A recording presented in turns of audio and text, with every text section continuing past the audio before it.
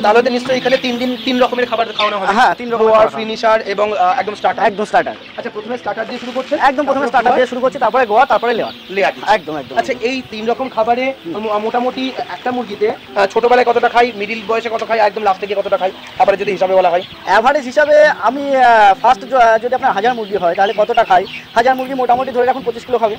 আচ্ছা একদম প্রথম স্টার্টারটা 25 কিলো খাবে। তারপরে হচ্ছে আপনার লেয়ারটা চলে আসলো, ঠিক আছে, লেয়ারটা আপনার 3 বস্তা মতো দিলাম।